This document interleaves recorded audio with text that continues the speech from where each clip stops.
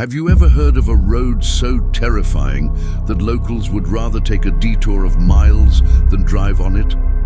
Between two quiet towns lies such a place, a strip of old asphalt that seems to have a life of its own. Over the years, this road has become a graveyard of stories, unexplained accidents, sudden disappearances, and whispers of fleeting shadows that dance in the headlights. The official reports are cold and technical, but the rumors paint a much darker picture. It's a place that logic has abandoned, and that's exactly why a young journalist, let's call him Alex, decided to find out what was really happening on this forgotten highway. He was looking for a story, but he would find something that would change him forever. The first clues were subtle, easily dismissed by skeptics. Truck drivers, seasoned veterans of the road, began sharing unsettling tales over their CB radios. They'd be driving in complete silence, miles from any broadcast tower, when a faint voice would crackle through the speakers. Sometimes it was a cry for help, other times a desperate whisper. Then came the phantom headlights. Imagine driving down a dark, empty road when suddenly a pair of bright lights barrels toward you. You brace for impact, swerve, honk your horn, and then nothing. The lights vanish into thin air. The police attributed it to faulty equipment or driver fatigue, but those who experienced it knew better. It felt like the road itself was playing a cruel trick on them, a prelude to a much more sinister performance. But the unease turned to outright terror with the disappearance of the Peterson family. They were a normal family, returning home late one night. They took the dreaded road as a shortcut.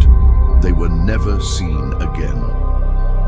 The next morning, their car was found parked neatly on the shoulder, engine cold.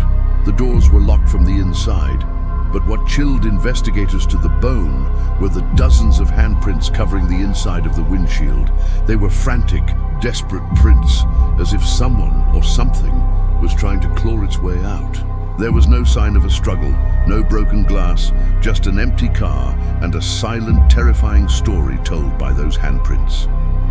From that day on, the road earned its infamous nickname, the Road of the Dead. Near the edge of the woods that border the road lives an old man named Samuel. He's lived there for over 50 years, watching the road and its secrets from his porch. When asked about the strange occurrences, his eyes fill with a mixture of fear and resignation. He claims that on moonless nights, he sees them, figures walking along the asphalt, their forms hazy and indistinct. He says he recognizes some of them from old news reports, the victims of crashes from decades ago, forever wandering the site of their demise. They don't know they're gone, he'd whisper, his voice trembling. They're just stuck, looking for a way home that they'll never find. He never looks at the road after dark anymore. He says it's like staring into an open grave. To truly understand the road's curse, you have to go back to a foggy morning in the 1980s. A bus, filled with members of a local church choir heading to a competition, was traveling down that very road. At the same time, a tanker truck, rushing to make a delivery, sped around a blind curve. The collision was catastrophic. The explosion that followed was so intense, it was said to have melted the asphalt. In the aftermath, a horrifying discovery was made. Not a single body was found intact. It was a tragedy that scarred the community forever. Ever since, locals claim that on certain misty mornings, you can still hear the phantom echo of the crash, the squeal of tires, the crunch of metal, and the sudden deafening silence that follows.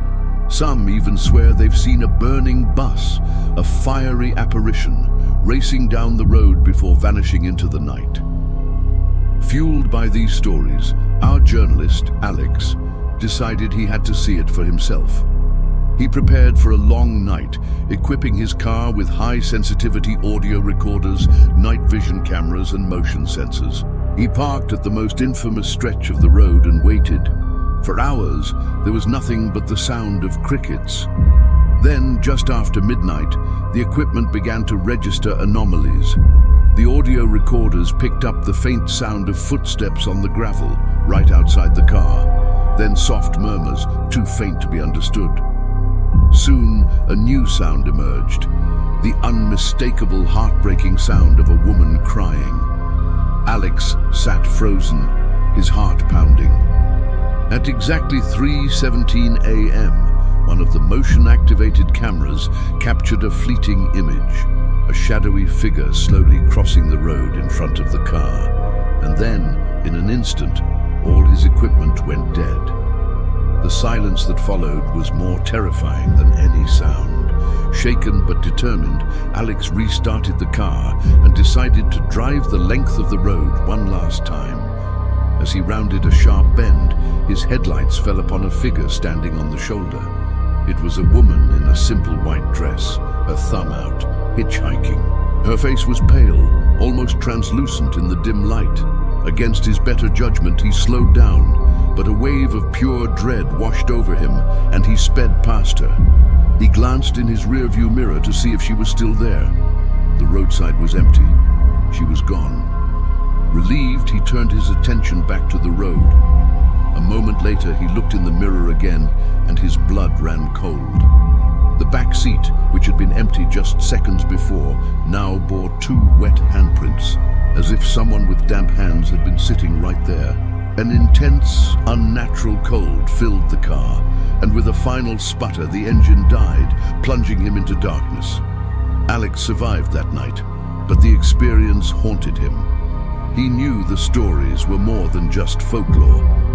He started digging into the history of the area, spending weeks in dusty town archives, and that's when he found it. An old map from the 19th century revealed that the road hadn't been built on empty land. It was constructed directly over an ancient indigenous burial ground.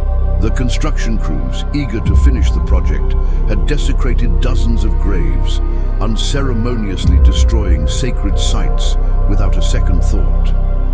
The spirits, their eternal rest disturbed, had been tethered to this stretch of earth ever since.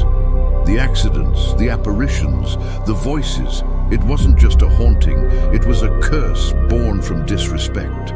The road was a wound on the land, one that had never been allowed to heal. A chilling pattern began to emerge as Alex spoke to more people. Anyone who tried to document the road's phenomena, to mock the spirits, or to capture definitive proof of the haunting, suffered for it. Paranormal investigators reported their expensive cameras malfunctioning, their batteries draining in seconds. Skeptics who spent the night there would have their cars break down inexplicably a few days later, sometimes resulting in near-fatal accidents. The curse seemed to follow them, and now it was following Alex. He started seeing shadows out of the corner of his eye, even at home, miles away from the road. He'd hear faint whispers when no one was around. The road had marked him, and it wasn't letting go.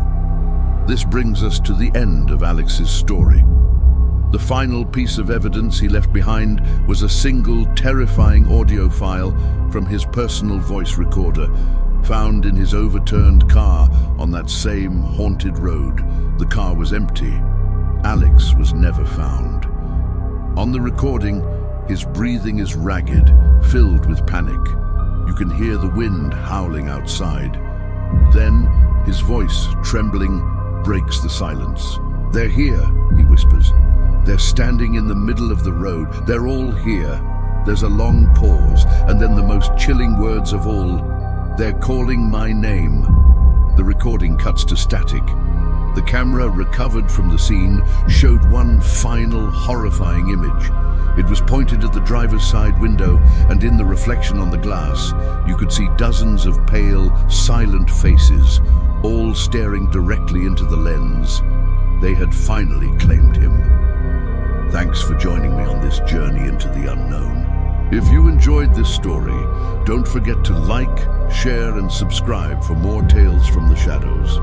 Stay safe out there, and maybe think twice about that shortcut.